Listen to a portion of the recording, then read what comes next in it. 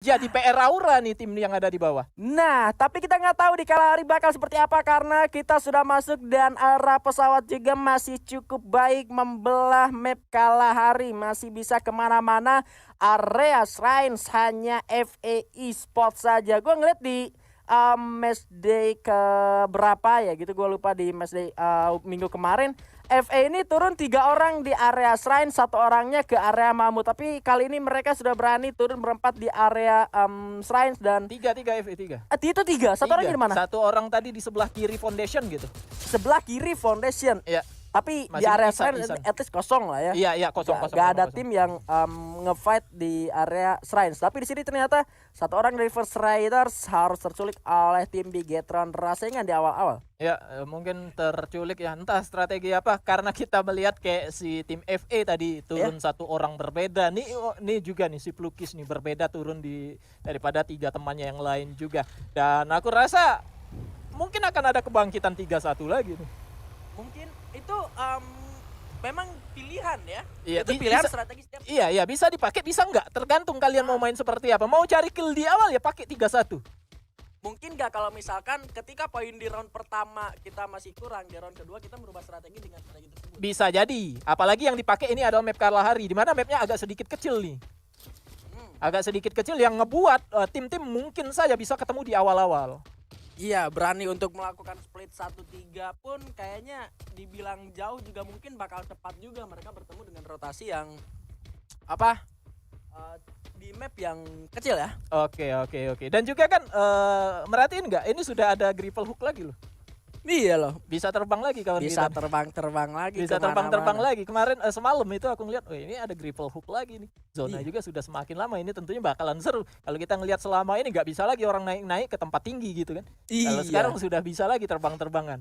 Karena memang itu penting menurut gua kalau misalkan ada orang baru hidup terus langsung mutusin buat turun kayak di tower tertinggi di command post. Ya. Itu kan udah nggak bisa ditembak lagi kalau misalkan ngepron, sekalipun kayak lu dari bukit yang sebelah, seberangnya ya, kan, bukit sebelahnya. Tapi emang dengan adanya grapple hook gun tidak ada lagi orang yang bakal merasa aman meskipun baru hidup. Oke. Tapi kita lihat aja dulu di mana ini player sudah ada 2 manusia yang terbunuh, dan di tempat lain Bigan ternyata dari tim Aura Ignis di sini bakalan coba membalaskan dendamnya mungkin di round pertama tadi. Yes. Ada DG Esports yang kali ini lagi-lagi gak pernah tenang di area comment post. Sudah masuk, sudah ada beberapa gol dipasang juga, masih 4 lawan 4, masih cukup seimbang. Tapi dari Aura Ignis sudah sangat begitu agresif untuk menumbangkan tim dari DG Esports. Masih belum ada yang terculik sejauh ini, tapi Reva sudah tercicil dan kali ini Chester berhasil merupakan Adrian, malah Andrik juga harus sudah ditumbangkan, masih belum bisa diselamatkan. Sudah terculik 1 player dari tim Aura kali ini masuk, ternyata orangnya Made pun harus sudah tertumbangkan. Sementara Andrik masih bisa untuk di-revive kembali. 1 orang dari tim Ignis di sana juga tidak mampu untuk selamat karena Reva berhasil untuk men-take 1 player terakhir dari Aura Ignis. Ya, kita ngelihat memang tadi ketika player-player dari tim DG menyadari ini bahwasanya mereka akan segera melakukan fight, kita melihatnya tadi memang player dari tim DG lebih antusias dan lebih siap sekali daripada player dari tim Aura. Kenapa aku bilang begitu? Karena player Aura tadi entah mereka melakukan setup atau seperti apa, sehingga mereka 2 player, siapa tadi aku lupa, mereka nyebarnya terlalu jauh, yang mana ini kan banyak sekali kompon-kompon atau tempat yang tertutup, sehingga teman kita war di depan sana kita nggak bisa nge-backup, ini ketutupan tenda nih, kecuali mereka bisa jauh naik ke atas tower misal. Bisa ngelihat dari atas, bisa ngelempar granat juga dari atas. Tapi kalau mereka tarik mundur ke belakang juga entah apa alasannya, mereka nggak bakal bisa nge-backupin teman-temannya yang sedang melakukan fight nih, jarak dekat sekali itu. Iya, Reva yang berhasil untuk men-take 1 player terakhir dari Aura Ignis, ternyata lasak MVP di round sebelumnya. Berhasil mengumpulkan 2600 damage loh, Wak, dengan 4 kill loh. Wah, 4 kill 2600 damage. 1 killnya rata-rata 600an gitu, Pak. Itu dia. Kalau aku 4 kill damage 180, Pak. Itu hasil ini semua ya. Teman lu nembak pakai bareta, terus lu tinggal nembak pakai uji doang. Kutiup kadang. Ya, tapi kita ngelihatnya memang seorang Reva tadi di late game ya, terutama di late game dia memang berburu sekali tuh gimmick dan kill. Dia nggak mau menyia-nyiakan kesempatan yang ada. Itu aku sangat respect sekali loh dengan Anda. Tapi di round kedua ternyata kita sudah melihat pergantian pemain, di mana Love You digantikan oleh Chester. Ya, Chester masuk dan langsung menunjukkan taringnya dengan berhasil men-tag 2 player dari Aura Ignis yang ngebuat dari Aura sendiri tidak bisa bergerak lebih leluasa lagi. Gua ngeliat juga pergerakan dari Aura tadi memang datang ke arah command post menggunakan launchpad. Entah mereka siap atau enggak buat fight di sana, tapi DG sebagai penghuni dari area command post harusnya memang lebih siap dan mereka juga membuktikan hal itu. Ya, selalu siap mungkin. Hashtag selalu siap untuk DG. Hashtag selalu dari round siap. pertama tadi loh, mereka kedatangan musuh dari arah tim FA tadi. Dan ketika mereka di Pocenok, siap juga walaupun cuma dapat 1 ya. Iya. Kemudian kita tiba-tiba ngelihat lagi VOV-nya dari tim DG yang berada di rumah L sana. Mereka menang lagi war di situ. Selalu siap mungkin. Di late game juga selalu siap. Dan bahkan mereka mempertahankan jumlah player. Gak ada yang mungkin tim musuhnya dapetin kill dari tim DG. Iya, menjaga ya. Menjaga jumlah player. Gak mau dia ngasih kill ke player musuhnya. Iya. Tadi juga sempat mati 1 juga masih bisa. Tadi mati 2? Mati 2 tadi. Iya, masih bisa dihidupkan kembali. Dan di sini ternyata sudah ada Mans yang masuk ke line up di round yang kedua untuk menggantikan seorang Jejun. Di arah lain sudah ada player dari CES Goboba yang harus terculik. Entah di arah mana, ini dia CES yang merupakan salah satu tim yang memiliki jalan rotasi yang sangat-sangat jauh, agresif dan selalu ada di masuk di arah late game. Tapi entah apa yang terjadi di round pertama tadi, memang performanya agak sedikit kurang terlihat setelah di awal-awal sempat ditumbangin sama Ladies ya. Tadi ada Eko Briel dan pada ini kita melihat dari CES Goboba sendiri standing di round pertama mereka ada di posisi ke-12, hanya berhasil mengumpulkan 1 poin saja. Oke, nggak apa-apa lah. Ini masih ada round-round selanjutnya untuk malam hari ini ya. Tapi jangan nyaman juga di rank bawah gitu loh maksud aku. Jangan nyaman, terlalu nyaman di rank bawah, kita lupa nih tiba-tiba sudah di round akhir aja pada malam hari ini. Jangan, kita harus juga bangkit juga, mungkin mengejar ketertinggalan siapapun timnya ya. Kayak tim-tim yang mungkin kalau kita bisa bilang di poin akumulasi poinnya masih ada di bawah kayak Eko Bril juga tim-tim lain, itu harus segera bangkit lah, berjuang. Dan mereka sudah melakukan upaya gitu. Upayanya seperti apa ya? Salah satunya mereka merombak roster, 1 player diganti gitu. Itu adalah salah satu upaya nih bagaimana caranya tim ini bisa ngerombak poin mereka naik ke atas. Ya harus segera bangkit. Ini bukan lagi poin liga yang di convert poinnya. Tidak ada lagi kepentingan A si B, B si A. Ini udah nggak pandang lagi dulu. Lo dapat poin segini, dibawa pulang malam ini, yaitu yang bakal jadi bekal lo di match day selanjutnya. Jadi untuk yang lagi tertinggal di arah bawah dan juga yang lagi ngedukung, jangan juga untuk lelah mendukung mereka yang sedang bermain pada malam hari ini. Jangan saling menjatuhkan juga. Ingat, tetap mau apapun yang kita jalani, FF Indo Bersatu harus tetap ada di hati kita. Persaingan memang perlu, tapi persatuan nomor 1. Tapi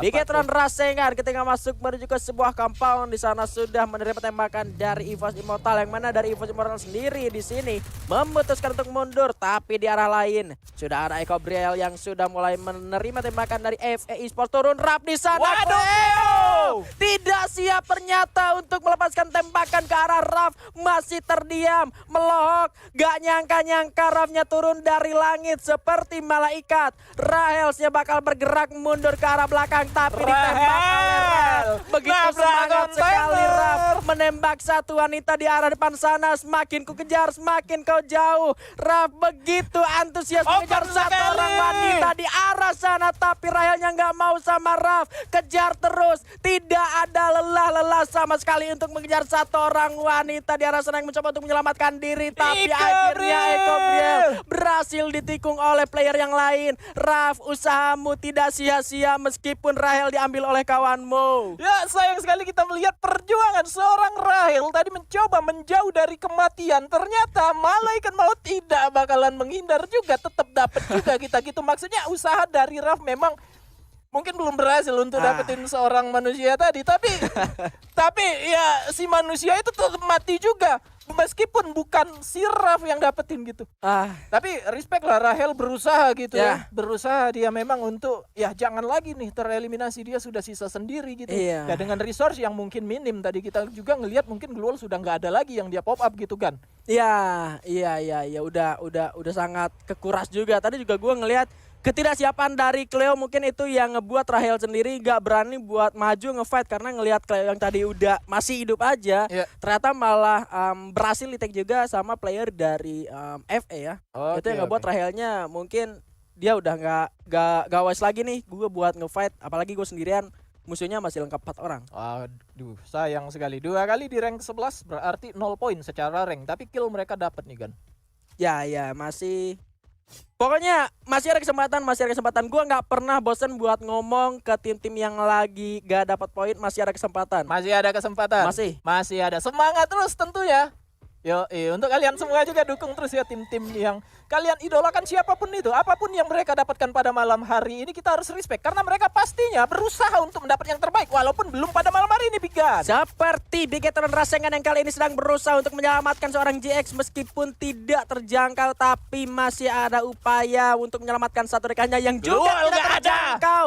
Malah satu orangnya juga kali ini harus terculik juga. Sia-sia pertahanan dari Bigetron Rasengan dipecahkan oleh tim UNB. Rupanya di sana menyisakan satu orang yang juga tidak memiliki glue wall satupun. Kita ngelihat tadi beberapa player dari Bigetron Rasengan itu 2 orang kalau nggak salah nggak punya glue wall. Kocar kacir jadinya. Iya, tetapi kenapa mereka memutuskan untuk stop di situ ya? Kenapa lah? Nggak tahu. Pengen aja mungkin ya. Mungkin juga mereka nggak tahu arah tembakan dari arah mana. Setuju. Karena posisi dari UNB juga ada di dalam kompon dan memanfaatkan celah jendela dari kompon tersebut untuk melepaskan tembakan. Ya. Tapi harus diwaspadain lah. Kita juga ya mungkin memutuskan ke satu tempat ya hitung-hitungan dengan resource juga gitu. Kita siap gak gitu loh ke tempat itu. Skala risikonya akan apapun yang akan terjadi itu bisa saja yang nggak ketebak oleh kita. Kita kira ini siap nih untuk war. Ternyata nggak ada orang. Tadi yang pertama, posisi pertama BT Rasengan itu mereka turun dengan vehicle di tenda. Nah, itu posisi pertama mereka. Dan mereka juga ngelihat arah tembakan itu dari arah tower yang tadi, EVOS Immortal. Yang udah keculik 1 nih tadi. EVOS-nya mundur. Mungkin Bigetron sangka EVOS-nya masih ada di sana, makanya mereka berani masuk ke kompon bekas EVOS Immortal tadi. Ternyata EVOS-nya udah mundur ke arah rumah beton yang lain. Oke, nggak apa-apa lah. Masih ada player juga tadi, seorang pelukis dari Bigetron Rasengan yang mungkin masih bisa ada kesempatan untuk menghidupkan temannya lagi. Tapi entah Bigan sadari atau enggak gitu, player-player ini sudah mulai mengurangi untuk penggunaan revival point gitu kan. Iya. Ini dia seperti yang gue bilang sama Julia di day kemarin, sebelumnya masih week yang pertama. Untuk revival point sendiri mungkin agak kurang work untuk strategi utama, tapi lebih menjadi pilihan buat mereka ketika setelah mereka team fight udah nggak lengkap lagi playernya. Tapi di sini ternyata sudah ada fight yang bakal dilakukan oleh FA Esports. Satu orang Rafnya bergerak naik menuju ke arah atas. Krono sudah dinyalakan, ingat gak bisa nembak dari dalam.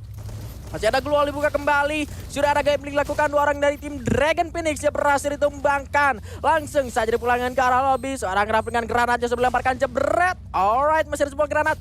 Masih ada sebuah glue wall juga yang dipasang. Cukup respect. Malnya melepaskan satu buah tembakan. Granatnya masuk lagi di sana Mal. Ya ampun Mal. Masih bisa pasang sebuah glue wall kembali. Tembakannya makin terlalu jauh. Tumbang juga dan Jatra terus berlari untuk menyelamatkan rekan-rekannya seharusnya kali ini.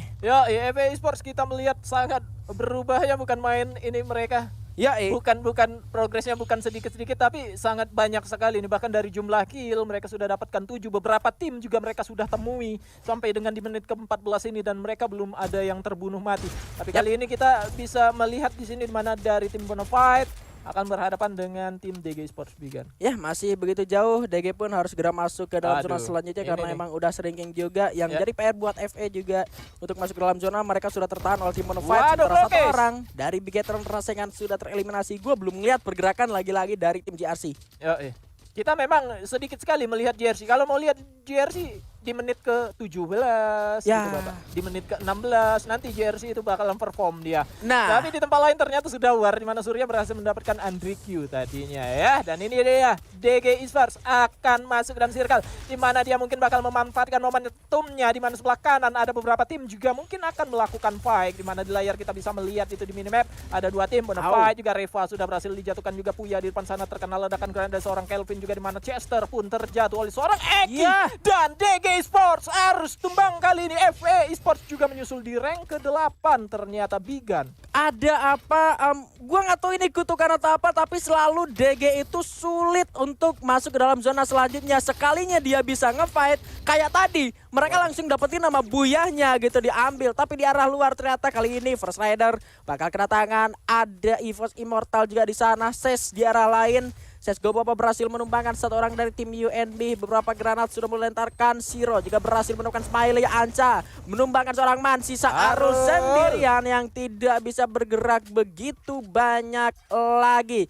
JRC juga kalau gue lihat di sana tadi berhasil untuk menumbangkan DG karena JRC sudah berada di dalam zona. Sensei Nande berhasil ditumbangkan oleh Bocil. Sulit diselamatkan.